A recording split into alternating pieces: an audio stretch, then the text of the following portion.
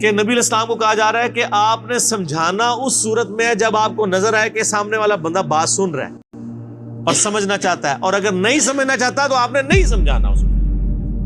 ہم تلے ہوتے ہیں کہ منوا کے چھوڑنا ہے۔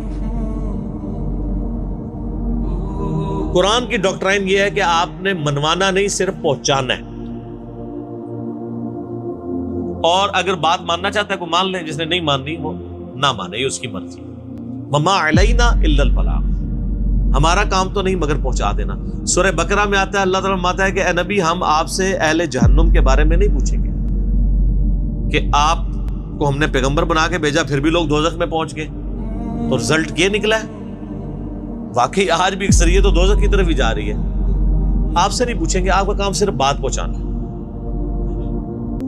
طٰہٰ ما انزلنا علیک القرآن لتشقیٰ الا تذکرۃ لمن یخشیٰ، قرآن ہم نے اس لیے نازل نہیں کیا ہے نبی کہ آپ مشقت میں پڑ جائیں، یہ تو نصیحت ہے جو بات قبول کرنا چاہے اس کے لیے۔ فذکر بالقرآن من یخاف وعید، اے نبی اس قرآن سے اس کو نصیحت کریں جو اللہ کی دھمکی سے ڈرنا چاہتا ہو، جو نہیں ڈرنا چاہتا چھوڑ دیں اس کو اس کے حال میں۔ یہ بڑا امپورٹنٹ ٹاپک ہے قرآن کا، یہاں پہ لوگ زبردستی کر رہے ہوتے ہیں، اور قرآن کہہ رہا ہے کہ آپ نے بس صرف دعوت دینی ہے، قبول کرتا ہے کرے، نہیں کرتا چاہے دفع ہو۔ اللہ بے نیاز ہے نا۔ پھر یہاں تک کہ قرآن حکیم میں اس کا کلائمیکس یہ آیت کم از کم 4 دفعہ ریپیٹ ہوئی ہے مختلف انداز میں، فَلَعَلَّكَ بَاخِعٌ نَفْسَكَ عَلَىٰ آثَارِهِمْ إِن لَّمْ يُؤْمِنُوا بِهَٰذَا الْحَدِيثِ أَسَفًا، اے نبی تم اپنے آپ کو ہلاک کر دو گے اس غم میں کہ لوگ اس قرآن پہ ایمان نہیں لا رہے۔ چھوڑ دیں، آپ غم نہ کریں، آپ بس صرف بات پہنچائیں۔ اور یہاں پہ ہے فذکر، پس اے نبی آپ نصیحت کیجئے، ان نفعت الذکر، اگر آپ کو یہ نظر آ رہا ہو کہ یہ نفع ہوگا نصیحت کرنا، اور اگر نظر نہیں آ رہا چھوڑ دیں۔ سیذکر من یخشی،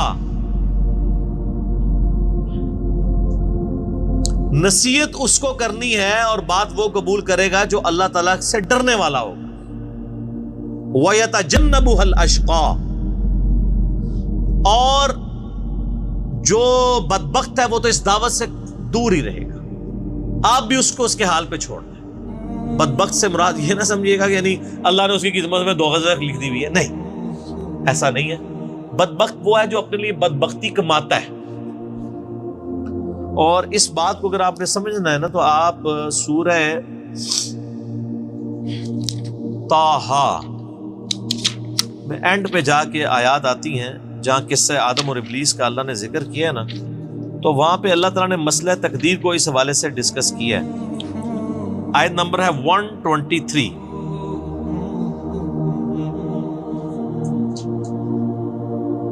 آپ کے یہ بلو والے قرآن میں پیج نمبر ہے 321،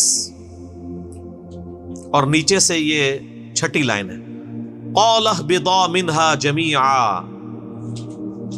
اللہ فرماتا ہے ہم نے ان دونوں سے یعنی آدم اور اما حوا سے کہا اتر جاؤ تم دونوں نیچے سب کے سب، بعضکم لبعض عدو، تمہاری اولاد بھی ہوگی وہ بعض کے دشمن ہوں گے۔ فَإِمَّا يَأْتِيَنَّكُم مِّنِّي هُدًى، پس جب کبھی بھی میری طرف سے کوئی ہدایت کی کتاب تمہارے پاس آئے گی، فَمَنِ اتَّبَعَ هُدَايَا، تو جو کوئی اس ہدایت کی کتاب کی پیروی کرے گا، فَلَا يَضِلُّ وَلَا يَشْقَى، تو نہ گمراہ ہوگا اور نہ بدبخت ہوگا جو کتاب کی پیروی کر لے گا۔ تو اس کا کیا مطلب ہوا؟ بدبختی انسان خود کماتا ہے۔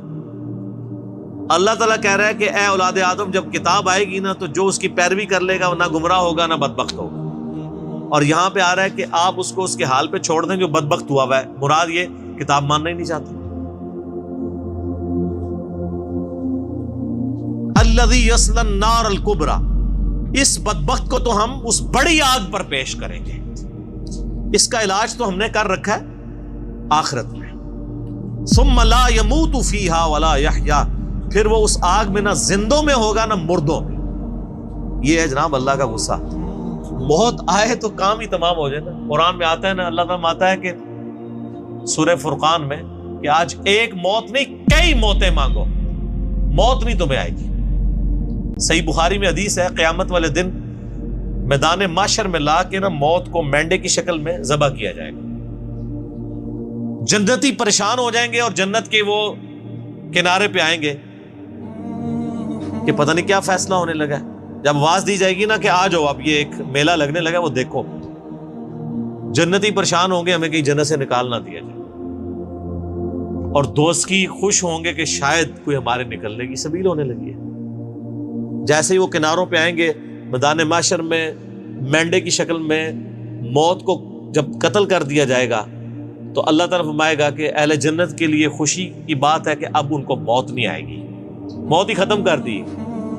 کریٹر آف دا یونیورس نے موت کو ہمیشہ کے لیے ختم کر دیا. اب اللہ بھی ہمیشہ کے لیے اور آپ بھی ہمیشہ کے لیے. واہ جی واہ, اللہ اکبر کبیرا والحمد للہ کثیرا وسبحان اللہ بکرۃ واصیلا. اور جہنمی مایوسی میں ان کی اضافہ ہوگا کہ اب تو موت آنی ہی نہیں ہے, ہمیشہ کی ناکامیاں ہمارا مقدر ہوگی. اللہم اجرنا من النار, اللہم اجرنا من النار, اللہم اجرنا من النار, آمین.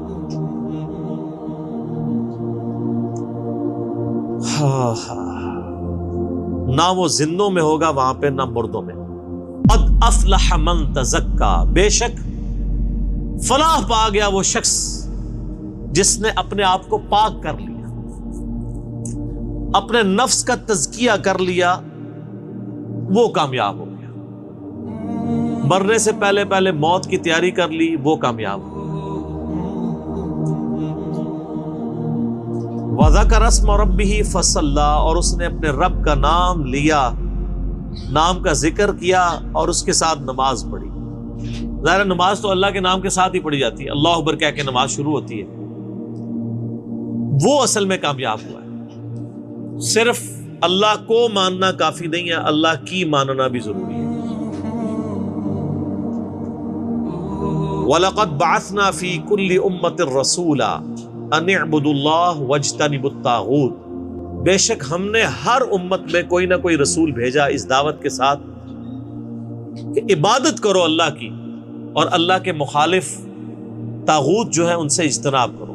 عبادت کرنی ہے اللہ کی, ماننا کافی نہیں ہے, اللہ کی ماننا بھی ضروری ہے. اللہ کو تو سارے ہی مان رہے ہیں, اللہ کی ماننا بھی ضروری ہے.